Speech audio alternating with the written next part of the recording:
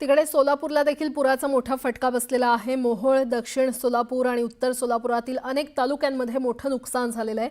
हजारो हेक्टर शेती पाण्याखाली गेली असून शेतकरी आता सरकारच्या मदतीकडे आस लावून बसलाय।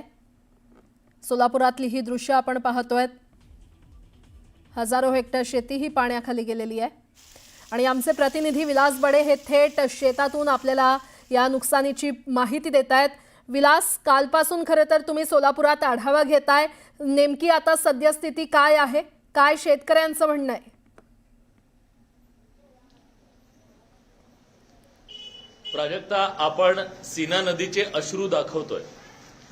ज्या सीना नदीच्या पात्रातून आता मोठ्या प्रमाणात पूर वाहतोय, पुराचं पाणी वाहतंय, त्यात अनेकांचे संसार गेले आणि आता या सगळ्या पूरग्रस्तांच्या डोळ्यातून सुद्धा सीना नदी अश्रूंच्या रूपातून वाहतेय अशी परिस्थिती आहे।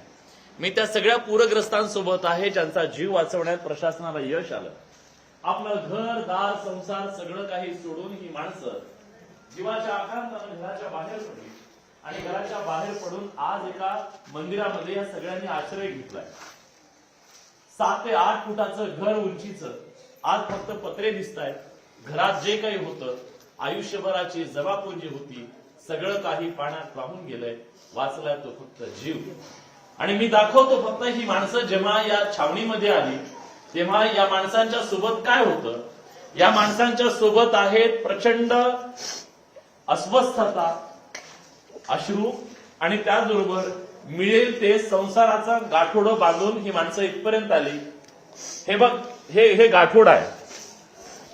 माणसं जेव्हा घरातून बाहेर पडली, पूर येणार होता, तेव्हा पूर पाणी आल्यानंतर घरातलं तेवढ्या कमी काळात जे घेता येईल तेवढं या माणसांनी घेतलं, त्याचं गाठोडं बांधलं आणि ही माणसं निघाली। ही पिशवी आहे, हे एवढा संसार आहे आयुष्याचा माणसांचा। एवढा संसार घेतला आणि एवढा संसार घेऊन ही माणसं निघाली। प्रत्येकाची एक एक बॅग एवढा संसार आहे। जे घरात होतं ते सगळं संपलेलं आहे। इथं आता ही चिमुकली आहे, माहित नाही ही चिमुकली उद्या भविष्यात जाऊन काय सांगेल, कुठल्या पुरात माझं आयुष्य उद्ध्वस्त झालं किंवा काय कुठला पूर पाहिला तिला कळणार पण नाही। पण आई बापाने तिला वाचून इथपर्यंत आणलेलं आहे। इथं एकतर महिना पण झालेला नाहीये या बाळाला। हे बाळ या पुरातून वाचलं आणि तिला घेऊन इथं आलेले आहेत सगळे। किती मोठं दुःख तुमच्या सगळ्यांसाठी आहे। मला माहिती आहे तुम्ही अश्रू रोखू शकत नाहीये आणि जे काही होतं ते सगळं वाहून गेलं।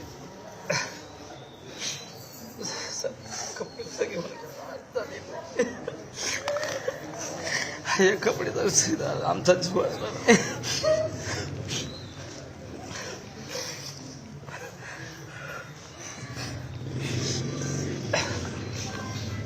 हुंदके दाटून आले सगळ्यांचे। बोलण्यासारखं काय आहे, म्हणजे काय म्हणून बोलावं, काय म्हणून सांगावं। आयुष्याची ही कहाणी, हा सगळा प्रश्न आहे या माणसांचा। कुठेतरी म्हणजे आयुष्य काय असतं माणसाचं, आयुष्यात माणूस काय काय करतो ते सगळं क्षणात सगळं सोडून यावं आणि हातात काहीही नसावं। उरला तो फक्त जीव आणि हा जीव वाचून ही माणसं आली। काय व्यथा तुमची हे विचारलं तरी व्यथा सांगायला सुद्धा शब्द नाहीयेत। आज ही माणसं बघा, सगळ्यांच्या डोळ्यात पाणी आहे। एकही माणूस या सभागृहात असा नाहीये जो रडत नाहीये। आता मी कुणाला विचारू आणि काय विचारू अशी माझी सुद्धा परिस्थिती आहे। या आजी आहेत, ह्या ताई आहेत। ताई, मी तुमचं घर जाऊन बघून आलो, बोटीन आम्ही आतमध्ये गेलो, सगळं पाण्याखाली गेलं।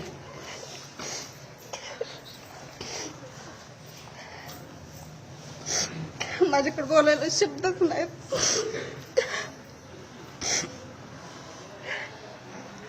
दाटलेले हुंदके आणि डोळ्यातलं पाणी हीच यांची भाषा आहे, हेच यांचं दुःख आहे, हीच यांची व्यथा आहे आणि हेच यांना महाराष्ट्राला सांगायचंय। काय सांगायचं, कुठल्या महाराष्ट्राला सांगायचं? आम्ही कपडे सुद्धा आणले नाहीत, कसे असं बाहेर निघलो। तुम्हाला कधी कळलं की पाणी येईल? तुम्हाला प्रशासनाने सांगितलं की कसं घरातून बाहेर पडलं? आम्हाला माहितच नव्हतं की अचानक पाणी दिसलं दारात म्हणून पुन्हा पळायला लागलो। असं बाहेर निघलो आम्ही, कपडे नाही, काही नाही आणले आम्ही। या आजी आहे। आजी, कधी असा पूर बघितला होता? हा. पडायला सडकाच्या पडायलाच होतं हा. पण आता लय झालंय. बरं, मग आता कुठं पडावं तुमचं घर सगळं पाण्याखाली, पाण्याचंच आहे. पळापळ उठली, पाणी वाढलं. सगळं पसारा आहे सगळं घरातच आहे. हा, काय ना सोयाने आणलं नाही आम्ही न काय पाय एवढं बुचक आणलंय पांघराय हातरायला बस हाताला जेवढं लागेल तेवढं घेतलं घेतलं ना आलो या. आणि जीवाच्या आकांताने ही माणसं पळाली घरातून. जीव वाचला एवढंच हे आहे या सगळ्यांचं.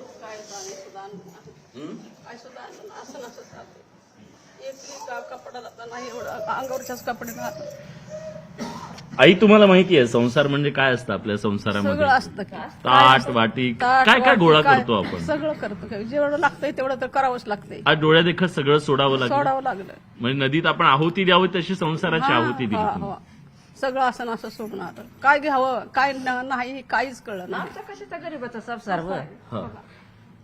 आपलं नुसतं करून खाणं पिणं झालं एवढंच आहे. काय दुसरं खुरपून मेलो आजपतोर आणि आता विसही सुकू लागायला लागलं तर हे असला होऊन बसलंय. आता कवाच नव्हतं असलं पाणी आलं कधीच नाही. पहिलीच बार एवढी पाणी यायची. कधीही पाणी असं कधीच आलेलं नव्हतं. पण ही पाणी जे आलं ते आम्हाला घराच्या बाहेरच काढलं. एवढी परिस्थिती वाईट झाली. कितीही घट्ट काळजाचा माणूस असू देत, माणसांची ही अवस्था पाहिल्यानंतर कुणालाच अश्रू रोखता येणार नाही. नदी तिकडे वाहतीये आणि अश्रूंची नदी या सगळ्यांच्या डोळ्यात वाहतीये. आज ही माणसं एवढी अगतिक आहेत की यांना कोणीतरी येतं बिस्किट पुडा देतं. बघा ना, हे शेतकऱ्यांची काय अवस्था झाली. हा पोशिंदा आहे ना या महाराष्ट्रातला, या जगाचा पोशिंदा आहे. पण कुणाच्या तरी बिस्किट पुडा येतोय आणि मदत येतेय, त्याच्यावरती आज त्याला इथं जगावं लागतंय. मी आणखी काही इथं सगळ्या महिला आहेत, मी त्यांच्याशी बोलतो. हा आजी, कसा आमचा आला जातील आजी, हेही दिवस जातील. आमचं काय करायचं. घरात पाणी शिरलंय, अंगाला पांघरून नाही कसं करावं. तुम्ही दोघंच आहात घरात? घर पाक गेलं पाण्यात. एवढं गटून घेऊन आलो राहते तेवढं. सकाळ म्हातारा काय करावं बाबा. हे आजोबा आणि आजी दोघं आहेत. हे दोघंच आहेत घरात. आता गरज नाहीये घरी. तुमची मुलं काय नाही पुण्याला केव्हा गेलेले ते बाळांनो. आम्ही दोघंच खातो तर असली वकूत आलाय आमच्यावर. हे काय वेळ आली आणि काय वेळ आणली अशा प्रकारची भावना ह्या सगळ्यांची आहे. चालाय सुद्धा येईना बाबा मला रस्त्याने. आता ही परिस्थिती. ताई, तुमचंही घर पाण्याखाली गेलं? पाण्याखाली गेले. आमच्या चित्राबावर तर परपंच आहे ते. आमचे शेरड पण पाण्यात गेले. शिरडे पाण्याखाली गेले. किती शिरड होते तुमची? 10-15 होते, लहान मोठी. लहान मोठे 10-15 शिरड होते. मग ते तुम्हाला कळलं नाही की सोडून द्यावी लागली? काय पाणी शिरलं लगे की जीव वाचवायचा का चित्रा वाचवायची. हा, बर. मग तुम्ही त्यांना वाचवू शकला नाही. एवढं गबाळ घेऊन नसतं आला. मला पण मुलगा मुलगी तुमची? काय ही तुमची मुलगी आहे? मुलगा तिकडे आहे. ही मुलगी आहे, ही आई आहे. मला एक गोष्ट सांगायची आहे महाराष्ट्राला. एक गोष्ट महाराष्ट्राला सांगायची आहे. ही प्रॉपर्टी काय या माणसांची माहिती आहे? 10-12 शेळ्या आणि 1-2 जित्राब, ही या सगळ्यांची प्रॉपर्टी आहे. ती सगळी वाहून गेली या पुरामध्ये. काही उरलेलं नाहीये. हे एवढं गबाळ घेऊन आलेत. हे एक आतराय पांघरायचं. आता पांघरायलाच, कारण छत तर नाहीये. हे अशा एका मंदिरामध्ये येऊन सगळेजण थांबलेले आहेत. इथून सुरुवात करायची आयुष्याची. किती वर्ष वय आहे तुमचं? 40 वर्षाच्या आयुष्यात, संसारामध्ये, अनेक वर्षाच्या संसारात जेवढं काही कमवलं असेल ना, काय कमवलं होतं? 10-12 शेळ्या. ते सुद्धा सगळं गेलं. सगळी संपत्ती जी आहे ती गेली.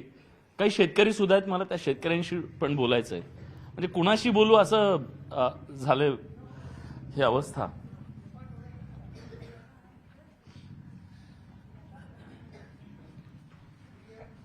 बाबा, काय परिस्थिती? 7 वाजलेली होती रात्री.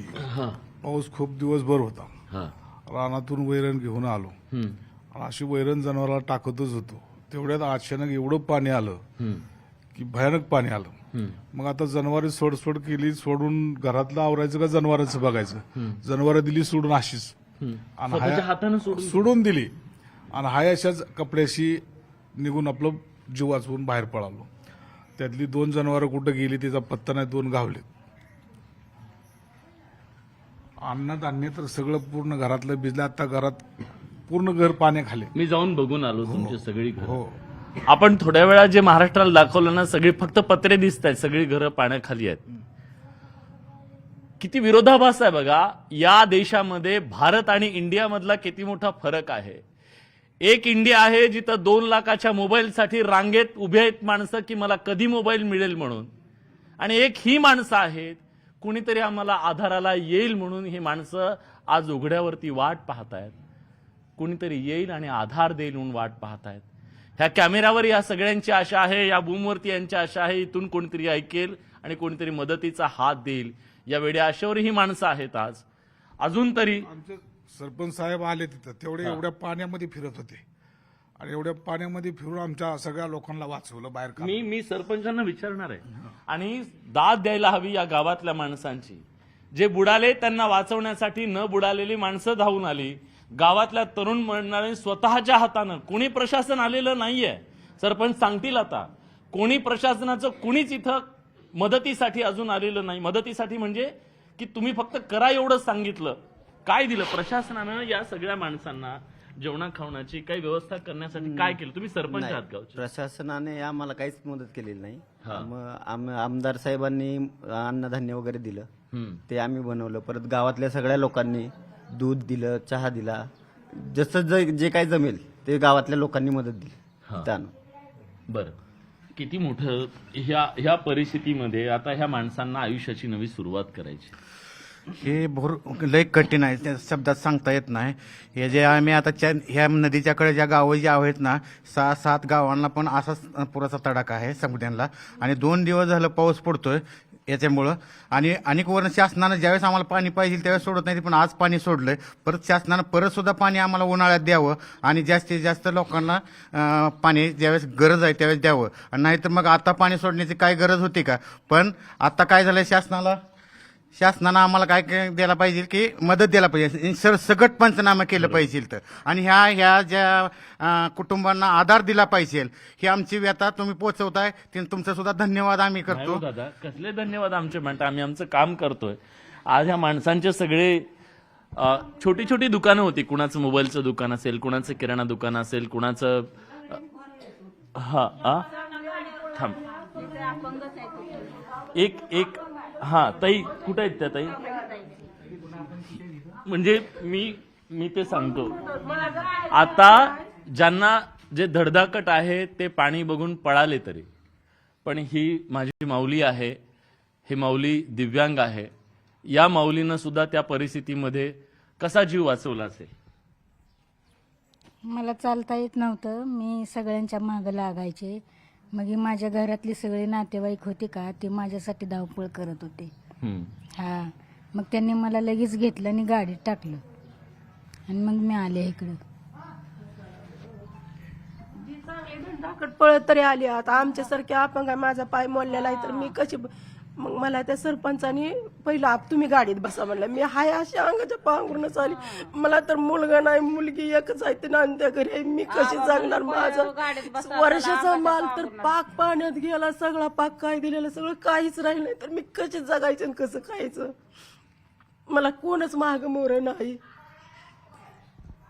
का? माझ्या डोळ्याचं अश्रू कशामुळे का तुटणार नाही सांगा. रात्रीपासून माझ्या डोळ्याचं पाणीच तुटेना.